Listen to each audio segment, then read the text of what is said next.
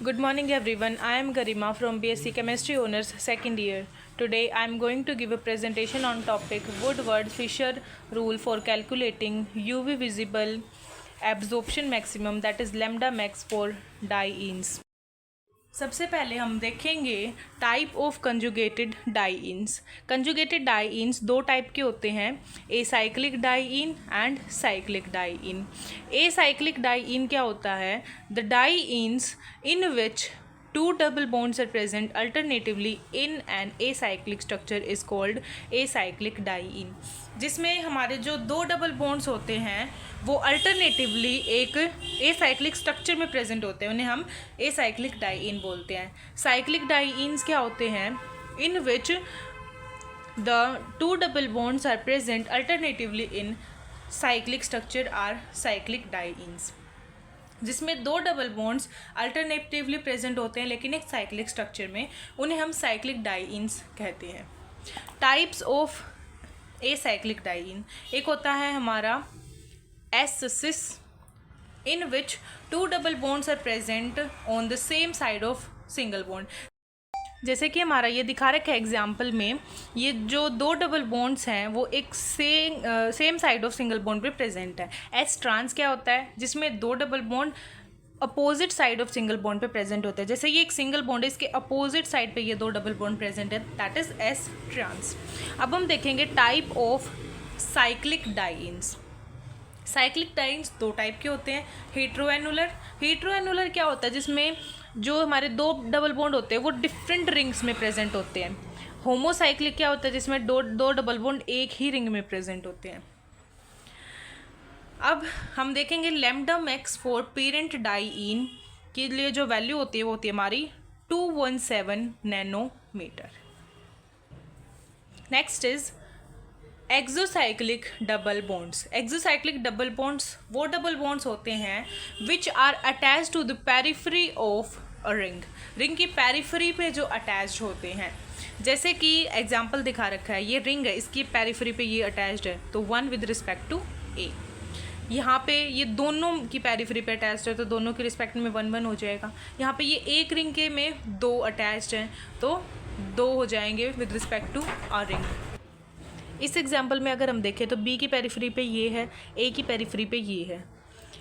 इस वाली रिंग में देखें तो इसकी पेरिफेरी पे ये एक प्रेजेंट है। अगर हम इस वाले एग्जाम्पल में देखें तो इसमें कोई भी नहीं है क्योंकि पेरिफेरी पे हमें देखना है, ये इसके ऊपर ही अटैच्ड है, पेरिफेरी पे नहीं है। ओके, अब नेक्स्ट हम देखते हैं कैलकुलेशन ऑफ लैम्डा मैक्स। सबसे पहले हम इसके लिए कुछ वैल्यूज़ है जो याद रखनी पड़ेंगी। पेरेंट एसाइक्लिक डाईइन की जो वैल्यू है वो है 217 नैनोमीटर। पेरेंट हेट्रोएनुलर डाईइन की वैल्यू 214 नैनोमीटर। पेरेंट होमोएनुलर डाईइन की वैल्यू 253 नैनोमीटर। आइसोलेटेड डाईइन के लिए वैल्यू है 175 नैनोमीटर। इंक्रीमेंट फॉर सब्स्टिट्यूएंट के लिए एल्काइल ग्रुप या फिर रिंग रेजिड्यू की वैल्यू +5। एक्सटेंडेड कंजुगेशन के लिए +30। एक्सोसाइक्लिक डबल बॉन्ड के लिए +5। यहाँ पे हमारे पास एग्जांपल है, इसमें हमने ये एक डबल बॉन्ड, सिंगल बॉन्ड, ये डबल बॉन्ड, तो हम इसको ऐसे मार्क कर लेते हैं। ओके, अब इसके रिस्पेक्ट में हम इसकी बेसिक वैल्यू देखते हैं क्योंकि ये ए साइक्लिक डाईइन है तो बेसिक वैल्यू हो जाएगी 217 नैनोमीटर। इसकी ऊपर कितने इस एल्काइल ग्रुप है? 2 हैं तो 10 नैनोमीटर हो जाएगी। तो टोटल इसको ऐड कर देंगे तो 227 नैनोमीटर हमारा आंसर आ जाएगा। ये हमारा नेक्स्ट एग्जांपल, इसमें हम ये लेंगे हमारी एसाइक्लिक रिंग, इसके रिस्पेक्ट में इसकी बेसिक वैल्यू हो जाएगी क्योंकि एसाइक्लिक है 217 नैनोमीटर। ओके, इसके रिस्पेक्ट में दो हमारे एल्काइल ग्रुप हैं, एक के लिए +5 होती है तो 2 के लिए हो जाएगी हमारी 10 नैनोमीटर। ओके, इसमें अगर हम एक और चीज़ देखें तो इस रिंग के रिस्पेक्ट में देखिए यहाँ पे एक वो भी है, एक्सोसाइक्लिक डबल बॉन्ड भी है। तो एक के लिए एक्सोसाइक्लिक के लिए वैल्यू होती है 5 तो 5 नैनोमीटर। सभी को ऐड कर देंगे 232 नैनोमीटर हमें आंसर मिलेगा। तो ये हमारी लैम्डा मैक्स निकल जाएगी। नेक्स्ट एग्जाम्पल हम देखते हैं तो ये जो डाई इन है हमारा, ये हीट्रोएनुलर डाई इन है क्योंकि दो डिफरेंट रिंग्स में डबल बॉन्ड प्रेजेंट है। तो इसकी बेसिक वैल्यू जो होगी वो होगी हमारी 214 नैनोमीटर। एक एक्सोसाइक्लिक हो गया तो उसकी वैल्यू हो जाएगी 5 नैनोमीटर। रिंग रेजिड्यू अगर हम इस केस में देखें तो 1 2 3 3 रिंग रेजिड्यू हैं, तो उसकी वैल्यू हो जाएगी हमारी 2 × 3 15 नैनोमीटर। टोटल अगर हम सॉल्व करें तो 234 नैनोमीटर आएगा हमारा answer, that is lambda max. Next example हम देखते हैं। इसमें भी हमारे पास ये 2 डिफरेंट रिंग्स हैं। लेट एक रिंग हमारी हो जाएगी ए, दूसरी हो जाएगी बी। इसमें हमारी ए रिंग में ही दोनों डबल बॉन्ड प्रेजेंट है, तो ये हो जाएगा होमोएनुलर डाई इन। इसके रिस्पेक्ट में अगर हम देखें तो हमारे दो तो ये हो गए हमारे पास और एक ही हो गया, 3 रिंग रेजिड्यू है। वैल्यू हो जाएगी 15 नैनोमीटर रिंग रेजिड्यू के लिए, और बेसिक वैल्यू हो जाएगी इसकी 253 नैनोमीटर। एक एक्सोसाइक्लिक है तो एक एक्सोसाइक्लिक के लिए वैल्यू हो जाएगी 5। टोटल ऐड कर देंगे तो 273 नैनोमीटर हमारा आंसर आ जाएगा। अब हम देखेंगे इंक्रीमेंट फॉर सब्स्टिट्यूएंट। अगर हमारे पास Cl या Br है तो +5 ऐड होगा, OR ग्रुप है तो +6 होगा, OCOR है तो 0, SR है तो 30, NR2 है तो +60 ऐड हो जाएगा। इसके बेसिस पे हम आगे कुछ एग्जांपल्स देखते हैं डाई इन्स के लिए ही। लेट अस टेक एग्जांपल, ये वाला हम एग्जांपल यहाँ पे ले रहे हैं जिसमें हमारे पास दे रखी है 2 रिंग्स हैं। लेट एक रिंग हमारी ए, दूसरी है बी। ये इस तरीके से डबल बॉन्ड दे रखे हैं। ये वाला हम डाई इन सेलेक्ट कर रहे हैं। इसकी बेसिक वैल्यू हो जाएगी 217 नैनोमीटर, क्योंकि ये रिंग के अंदर नहीं है, रिंग के बाहर वाला है, तो इसीलिए 217 बेसिक वैल्यू हो जाएगी। इसके रिस्पेक्ट में एल्काइल ग्रुप देख रहे हैं तो 4 एल्काइल ग्रुप हमें दिख रहे हैं, रिंग रेजिड्यू बोल सकते हैं इसको। तो 4 × 5 20 नैनोमीटर हो जाएगा। एक्सोसाइक्लिक 2 हैं। एक्सोसाइक्लिक 2 कैसे, एक तो ये देखो ए के रिस्पेक्ट में, एक ही है बी के रिस्पेक्ट में, तो हो जाएगा 2 × 5 दैट इज़ 10 नैनोमीटर। टोटल अगर हम इसको ऐड करें 247 नैनोमीटर लैम्डा मैक्स निकलेगा हमारा। नेक्स्ट एग्जांपल हम ले रहे हैं। इसमें भी हमारे पास ये 2 रिंग्स हैं इस तरीके से। इसमें जो हमारे डबल बॉन्ड्स है वो यहाँ पे ऐसे प्रेजेंट है। ये हम ले लेंगे यहाँ पे हमारी डाई इन। 2 रिंग में डिफरेंट रिंग्स में प्रेजेंट है, तो बेसिक वैल्यू 214 हीट्रोएनुलर हो गई। ठीक है, ओके। इसके रिस्पेक्ट में रिंग रेजिड्यू हैं हमारे पास 3, तो वैल्यू हो जाएगी 15 + 15 नैनोमीटर। एक्सोसाइक्लिक डबल बॉन्ड हमारा एक ही है, यहाँ पे एक्सो एक है तो 5 नैनोमीटर। तो लैम्डा मैक्स हमारा आ जाएगा यहाँ पे 234 नैनोमीटर। नेक्स्ट एग्जांपल हमारे पास ये है। ये ए रिंग ले ली, ये बी रिंग ले ली, डिफरेंट रिंग्स में डबल बॉन्ड्स हैं, तो बेसिक वैल्यू हो जाएगी 214 नैनोमीटर। ओके, रिंग रेजिड्यू इसके रिस्पेक्ट में अगर हम देखें तो 1 2 3 4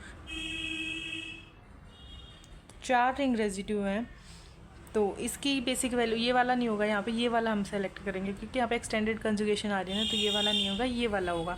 तो 4 रिंग रेजिड्यू हो जाएंगे। वैल्यू हो जाएगी हमारी यहाँ पे, वैल्यू हो जाएगी यहाँ पे 20 नैनोमीटर। नेक्स्ट इसमें हम देखते हैं एक्सटेंडेड कंजुगेशन है, ये एक वैल्यू हो जाएगी 30 nanometre. Okay, exocyclic double bonds यहाँ पे 2 हैं, 1 2,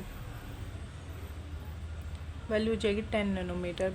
टोटल हो जाएगा हमारे पास 269 नैनोमीटर आंसर। ये हमने और एग्जांपल्स ले लिए हैं।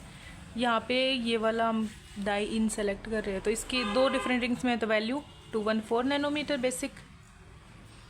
ओके, एक्सोसाइक्लिक डबल बॉन्ड्स यहाँ पे 2 हैं, तो 10 नैनोमीटर। एक ये रहा और एक ये रहा। अच्छा, रिंग रेजिड्यू अगर हम देखें तो 1 2 एंड 3, 3 रिंग रेजिड्यू हैं। वैल्यू हो जाएगी 15 नैनोमीटर। और नेक्स्ट हम इसमें देखें एक्सटेंडेड कंजुगेशन है यहाँ पे, वैल्यू हो जाएगी 30 नैनोमीटर। टोटल हो जाएगा 269 नैनोमीटर। लैम्डा मैक्स है ये हमारे पास। नेक्स्ट ये वाला एग्जांपल देखते हैं। इसमें भी 2 डिफरेंट रिंग्स में है प्रेजेंट। तो 214 बेसिक वैल्यू, एक्सटेंडेड कंजुगेशन इसमें नहीं है। रिंग रेजिड्यू इसमें 4 हैं तो 20 नैनोमीटर हो जाएगी। 2 इसमें एक्सोसाइक्लिक डबल बॉन्ड है, 10 नैनोमीटर उसकी वैल्यू हो जाएगी। एक तो ये रहा इस रिंग के रिस्पेक्ट में, इसके रिस्पेक्ट में ये रहा एक, तो टोटल हो जाएगा हमारा 244 नैनोमीटर। नेक्स्ट एग्जांपल है हमारे पास ये वाली रिंग का। क्योंकि ये 2 डबल बॉन्ड एक ही रिंग में प्रेजेंट है तो इसकी बेसिक वैल्यू हो जाएगी 253 नैनोमीटर। इसमें रिंग रेजिड्यू 4 प्रेजेंट है तो वैल्यू हो जाएगी 20 नैनोमीटर। इसमें एक एक्सटेंडेड कंजुगेशन भी है यहाँ पे तो वैल्यू हो जाएगी 30 नैनोमीटर। टोटल हो जाएगा इसका 303 नैनोमीटर। नेक्स्ट एग्जांपल हम ये वाला लेते हैं। इसमें हमारी बेसिक वैल्यू हो जाएगी 217 नैनोमीटर, क्योंकि ये एक एसाइक्लिक डाइईन है। रिंग रेजिड्यू इसमें अगर हम देखें 1 2 3 4 रिंग रेजिड्यू होंगे 20 नैनोमीटर। एक्सोसाइक्लिक डबल बॉन्ड इसमें एक है, देखो यहाँ पे, तो वैल्यू हो जाएगी 5 नैनोमीटर। टोटल अगर हम इसको ऐड करें तो 242 नैनोमीटर हमारा लैम्डा मैक्स टोटल निकल आएगा। ओके, इस वाले में देखो 1 2 ये 2 3 डबल बॉन्ड आ रहे हैं 2 डबल बॉन्ड्स के बीच में, तो ये तो है ही नहीं भाई ऐसा कोई डाइईन, तो ये आइसोलेटेड है। ठीक है, आइसोलेटेड डाइईन है ये, कोई वैसा इसमें होमोलाइटिक वगैरह इसमें है ही नहीं, ये ना ये साइक्लिक डाइईन है। तो इसकी वैल्यू हो जाएगी 175 नैनोमीटर। इस वाले एग्जाम्पल में देखो ये भी हमारा कौन सा है, ए साइक्लिक डाइईन है, 217 nanometre, 1 2 3 ring residue 15 nanometre. Total अगर हम इसको ऐड करके देखें तो 232 नैनोमीटर आंसर आएगा। नेक्स्ट एग्जाम्पल है हमारा ये वाला। इस एग्जाम्पल को करने के लिए हमें एक कॉन्सेप्ट, एक इम्पोर्टेंट पॉइंट की ज़रूरत है। वो इम्पोर्टेंट पॉइंट क्या है कि अगर यहाँ पे देखो ये हमारे देखो यहाँ पे होमो एनुलर डाइईन है, एक ही रिंग में 2 डबल बॉन्ड। हिट्रो एनुलर भी बन रहा है, यहाँ पे भी 2 डिफरेंट रिंग्स में डबल बॉन्ड। लेकिन अगर ये से दोनों ही प्रेजेंट, देखो यहाँ पे एक ही कंपाउंड में दोनों ही टाइप के डाइईन प्रेजेंट है, होमो एनुलर भी हिट्रो एनुलर भी, तो हम प्रेफरेंस देंगे होमो एनुलर डाइईन को। ओके, तो ये वाला हमारा चूज़ करके हम चलेंगे। तो बेसिक वैल्यू हमारी 253 नैनोमीटर हो जाएगी। 1 2 3 4 5 रिंग रेजिड्यू, तो वैल्यू हो जाएगी 25 नैनोमीटर। एक्सोसाइक्लिक डबल बॉन्ड देखो इसके रिस्पेक्ट में एक ये रहा, इसके रिस्पेक्ट में एक ये रहा, इसके रिस्पेक्ट में एक ये रहा, तो 3 हमारे एक्सोसाइक्लिक है 15 नैनोमीटर। एक्सटेंडेड कंजुगेशन तो 2 हैं, तो 30 और 30 60 नैनोमीटर। टोटल ऐड कर देंगे तो हमारे पास यहाँ पे टोटल वैल्यू आ जाएगी इसको ऐड करने के बाद 353 नैनोमीटर। तो यहाँ पे हमारा ये टॉपिक कंप्लीट होता है। That is Woodward Fisher rule for calculating UV absorption maximum lambda max for dienes. Next हम देखते हैं बाथोक्रोमिक शिफ्ट क्या होती है। Shift in which maximum absorption takes place towards longer wavelength, उसको हम बाथोक्रोमिक शिफ्ट बोलते हैं। जैसे हम यहाँ पे देख रहे हैं इस तरीके का ये बन रहा था हमारा ग्राफ। जब हमें बाथोक्रोमिक शिफ्ट में क्या हो जाता है, ये जो है ये मैक्सिमम एब्जॉर्प्शन की तरफ चली जाती है शिफ्ट, तो उसको हम बाथोक्रोमिक शिफ्ट बोल रहे हैं, डायग्राम के थ्रू दिखा रखे हैं। नेक्स्ट इज हिप्सोक्रोमिक शिफ्ट, जिसमें मैक्सिमम एब्जॉर्प्शन शॉर्टर वेवलेंथ की तरफ होता है। पहले ये ऐसी थी और फिर अगर हमारी हिप्सोक्रोमिक शिफ्ट लग गई तो ऐसे हो जाएगा हमारा मैक्सिमम एब्जॉर्प्शन छोटी वेवलेंथ की तरफ। तो हिप्सोक्रोमिक शिफ्ट ये एक्सटेंडेड कंजुगेशन को डिक्रीज करके होती है। हाइपोक्रोमिक शिफ्ट होता है जिसमें इंटेंसिटी बैंड की डिक्रीज हो जाती है सेम वेवलेंथ पे। ये सेम वेवलेंथ ले ली, पहले ये इंटेंसिटी यहाँ तक थी, फिर ये डिक्रीज हो गई, तो वो हिप्सोक्रोमिक शिफ्ट के केस में होता है। ये भी डिक्रीजिंग द एक्सटेंडेड कंजुगेशन से ही होता है by removal of auxochromes. Next is hyperchromic shift, जिसमें इंटेंसिटी जो बैंड की है वो इंक्रीज करती है सेम वेवलेंथ के ऊपर। ये एक्सटेंडेड कंजुगेशन को बढ़ा के किया जाता है। कैसे बढ़ाते हैं हम? Introducing auxochromes. देखिए पहले इंटेंसिटी यहाँ पे थी, फिर ये यहाँ पे चली गई और सेम ही वेवलेंथ के ऊपर है। चारों को हमने एक ही डायग्राम में शो कर दिया है। देखो बाथोक्रोमिक में तो क्या था, हमारी मैक्सिमम जो एब्जॉर्प्शन है वो लॉन्गर वेवलेंथ की तरफ हो रहा था, तो इसलिए उधर कर दिया हमने। हिप्सो में क्या था, शॉर्टर की तरफ हो रहा था, तो इधर एरो कर दिया। हाइपो में क्या था, सेम वेवलेंथ के ऊपर इंटेंसिटी डिक्रीज कर रही थी, इसलिए नीचे। हाइपर क्रोमिक में क्या था, सेम वेवलेंथ के ऊपर इंटेंसिटी बढ़ रही थी, तो इसलिए ऊपर की तरफ कर दिया। तो ये हमारा टॉपिक था। नेक्स्ट टॉपिक हम देखते हैं इलेक्ट्रॉनिक ट्रांजिशन। इलेक्ट्रॉनिक ट्रांजिशन क्या होती है? Process of excitation of electron from ground state to excited state. Ground state में ये इलेक्ट्रॉन था, यहाँ पे मान लो ये एक्साइटेड स्टेट है, इसका एक्साइटेशन हो गया इलेक्ट्रॉन का, ग्राउंड स्टेट से वो चला गया ऊपर एक्साइटेड स्टेट में एक सुटेबल एनर्जी को एब्जॉर्ब करके, और फिर वो वापस से डी एक्साइटेशन हो रहा है उसका, वापस से वो नीचे आ जाता है एक्साइटेड स्टेट से ग्राउंड स्टेट में उसी एनर्जी को रिलीज करके। उसको हम बोलते हैं इलेक्ट्रॉनिक ट्रांजिशन। एटम्स या मॉलिक्यूल में ग्राउंड स्टेट होती है हमारी होमो, एक्साइटेड स्टेट होती है ल्यूमो। ग्राउंड स्टेट में हमारे bonding non bonding molecular orbital होते हैं, एक्साइटेड में anti bonding molecular orbital. When UV visible light is absorbed by substance, electron of that substance get excited. जब UV visible light substance absorb कर लेता है तो जो इलेक्ट्रॉन उस substance के वो excited हो जाते हैं और वो अपना ओरिजिनल मोलिकुलर ऑर्बिटल या एटॉमिक ऑर्बिटल छोड़ देते हैं और नया एटॉमिक ऑर्बिटल या मोलिकुलर ऑर्बिटल ऑक्यूपाई कर लेते हैं, जो कि हाई एनर्जी का होता है जिसमें वो पहले थे उससे। Types of electronic transition. Transition between bonding molecular orbital to anti bonding molecular orbital. Second है transition between non bonding molecular orbital to anti bonding molecular orbital. जैसे कि यहाँ पे मैं दिखा रखा है, अगर ट्रांजिशन हो रहा है सिग्मा से सिग्मा स्टार की तरफ, तो ये इस तरीके से एरो दिखा रखा है। एन से सिग्मा स्टार की तरफ के लिए इस तरीके से, पाई से पाई स्टार की तरफ ये ऐसे ट्रांजिशन होगा और एन से पाई स्टार की तरफ इस तरीके से ट्रांजिशन होगा। ये है सिग्मा, ये पाई, ये एन मतलब नॉन बॉन्डिंग, फिर ये सिग्मा स्टार और पाई स्टार और sigma star that is anti bonding वाले। तो जो हमारा पाई होता है वो गैरेड होता है, अनगैरेड होता है, सिग्मा होता है हमारा गैरेड, पाई स्टार गैरेड होता है, सिग्मा स्टार अनगैरेड होता है। अब हम ट्रांजिशंस के बारे में पढ़ेंगे। सिग्मा से सिग्मा स्टार जो ट्रांजिशन होता है उसमें एक्साइटेशन ऑफ इलेक्ट्रॉन होता है सिग्मा बॉन्डिंग मोलिकुलर ऑर्बिटल से sigma star anti bonding molecular orbital की तरफ। दैट इज जो हमने ऊपर ये एग्जांपल में दिखाया था ना, सिग्मा से सिग्मा स्टार की तरफ, तो यही बात की जा रही है इसमें। इन ट्रांजिशन के लिए एनर्जी रिक्वायरमेंट बहुत ज़्यादा होती है। एनर्जी ज़्यादा होगी तो वेवलेंथ कम लगेगी, क्योंकि एनर्जी वेवलेंथ के इन्वर्सली रिलेटेड होता है।